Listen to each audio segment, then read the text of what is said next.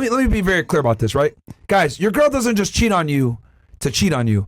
There's a multitude of factors and facts and behaviors and things to look out for that leads up to the cheating, right? And if you're intelligent, you're able to identify these things and stop it before it happens. And what I mean by stop it before it happens is you're really not going to be able to stop. You're going to just have to get out the situation and get rid of her before it happens, right? So girls don't just wake up one day and say, I'm going to be a 304 and I'm going to cheat on you. It's death by what they call 1,000 paper cuts, right? It's she disrespects you a little bit here. She has a guy friend here. You don't give her a little bit of attention here. You slack off in the gym here. You're not on your purpose. You're not making money here. She starts to get a little bit more masculine because she's got to work more hours here. Like a bunch of different things happen in tandem. And what ends up happening is she's going to break up with you in her mind, of course, right? Then when she breaks up with you in her mind, that's how she's going to be able to cheat on you without feeling guilty after. Because contrary to popular belief, so what some people might say, women actually do have souls, guys, right? And what ends up happening is, I know, some people, they don't have souls. No, they do. The thing is that what ends up happening is she breaks up with you, right, in her mind before she does the fuck shit, right? But when she breaks up with you in her mind, you've done a bunch of things wrong that led her up to that decision, and then she breaks up with you in her mind, and then she keeps you kind of there as like what I would consider like a placeholder boyfriend. We've talked about this before. She doesn't want to be alone. You're comfortable. You're there. You're available. So she's already had history with you, but she still wants to kind of step out and experience what's here and there, dibble and dabble a little bit until she finds a good, actual, solid replacement. Then that's when she's going to actually break up with you. Yeah. Women rarely actually end relationships until they have something set up. This is the monkey branch theory, bringing you back to Red Pill 101 here, right? The monkey branch theory is girl has you in one branch, right?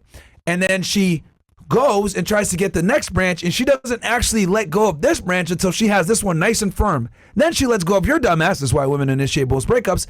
And she goes to that fucking other branch, and she has both hands on it like this until she's ready to go to the next branch and move again. So this is what it is when it comes with women, guys. You got to understand that they break up with you in their mind first before they break up with you physically and do this shit. For her to do this tells me that she's been broken up with this guy far before, because the audacity of the actions tells me how long she's been broken up with you. I'll give you an example. If a girl goes ahead and has sex with an OnlyFans dude in a Tesla that you purchased for her, and then you catch her and she runs to a police station after the fact, that tells me that just by the audacious act that she's been broken up with you in her mind for months, my friend, if not a year already, right? The more ridiculous the behavior, the longer she's been checked out of the relationship. And it's on you as the man to figure out and identify problems way before she checks out of the relationship. And this is why it's so important to be red pill aware. Like, for example, does she not follow your lead anymore? Is she talking back to you more? Does she not respect you? Does she try to embarrass you in front of your friends? Does she question your authority, right? All of these things come into play. And if a woman isn't being 100% submissive to you and giving you her best, you can best believe, guys, that more than likely there's some infidelity afoot. Why do I say this? Because women can't serve two masters. As misogynistic and sexist as they may sound, that's actually a good thing. Because women, if you're the right guy, are extremely loyal, extremely monogamous, and they don't want to be sluts, guys. Trust me, they don't want to be sluts. But if you're a fucking loser, right, and you are not the best option to her, hypergamy starts to come in. Because again, what is hypergamy? It's women looking for the best option, but it's based in doubt. So once she starts to doubt you, then she says, I gotta go find a better guy. But there is no doubt, and she feels as though you're the best guy. She doesn't need to go elsewhere, okay? So when you're not doing what you need to do, the hypergamous kicker, that fucking hypergamy kicks in like, and she's like, this guy's a loser, you need to look elsewhere. And then if that happens enough, she ends up looking for other men. But again, she wants to be monogamous. She wants to be loyal to you. So it's on you if she ends up stepping out, because that means that she clearly thinks that you're not the best option. And this happens from your fucking behavior. So when a girl cheats on you, guys, it's on you a lot of times. Now, the other thing too that I will say is that some girls, quite frankly, just don't deserve to be wifed at all. Period. From the beginning, right? He talked about a vetting period here.